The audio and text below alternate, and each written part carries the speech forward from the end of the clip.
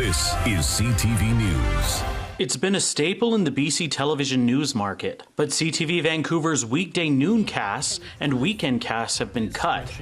Just some of the major changes announced by BCE, including the sale of more than 20 local radio stations, part of what it calls the company's digital transformation. The move, harshly criticized by BC's Premier, who blames Bell and other corporations for monopolizing the industry by buying up local media assets. Like corporate vampires, they sucked the life out of them, laying off journalists. They have overseen the encrapification of local news by laying off journalists, and now they say, you know, it's no longer economically viable. BCE says it's cutting 9% of its workforce, around 4,800 jobs. There were also major programming cuts at B&M Bloomberg. It feels like a death by 1,000 cuts. The Canadian Association of Journalists says the industry continues to face more and more losses.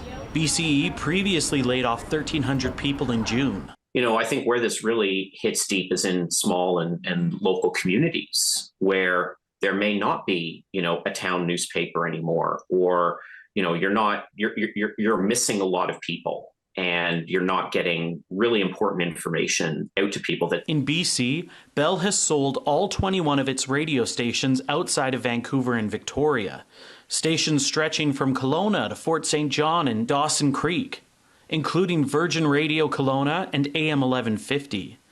The stations have been purchased by Vista Radio. And so far, there are no job cuts on the horizon.